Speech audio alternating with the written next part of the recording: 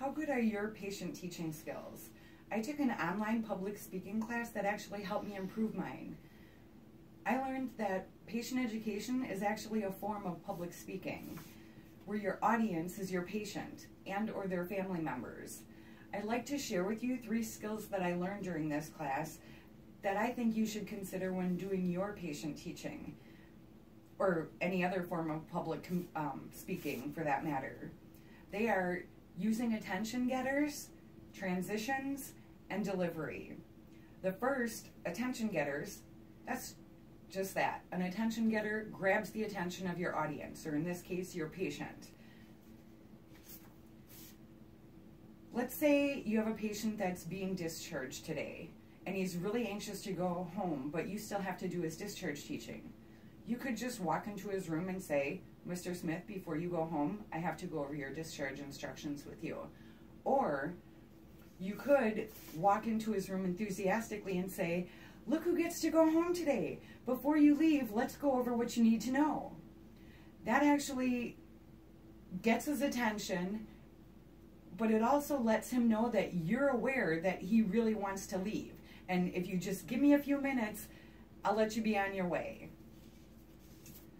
So now that I've told you about attention getters, let me tell you about transitions.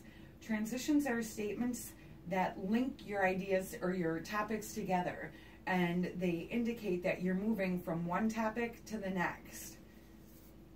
This is especially beneficial when it comes to patient teaching because it basically reiterates what you just told them and then lets them know what you're going to be talking about next. And when it comes to learning or education, repetition is always a good thing. So now that I've covered attention getters and transitions, let me tell you about delivery. Delivery has to do with how you present the information.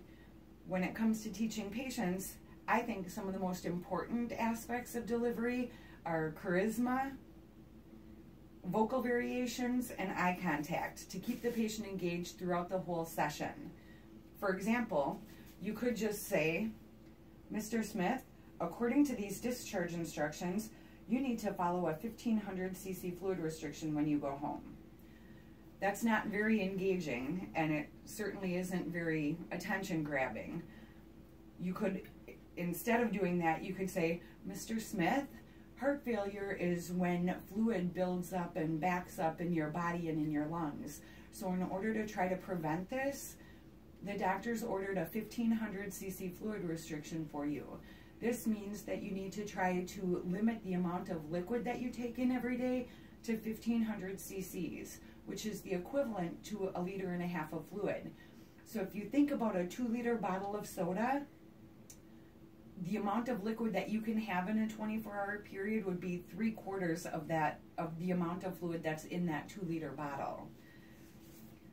This second example shows more confidence and competence by explaining the rationale as well as giving the patient a visual aid with the 2-liter bottle to give him a better idea of how much fluid that is that he's allowed to have in a 24-hour period. So to review, 3 essential skills to improve your patient teaching are using an attention getter, using transitions, and paying attention to your delivery, being more charismatic, and using vocal variations as well as eye contact. So in conclusion, I'm confident that if you incorporate these skills into your patient education, it'll be a better experience for you and your patient. Thank you.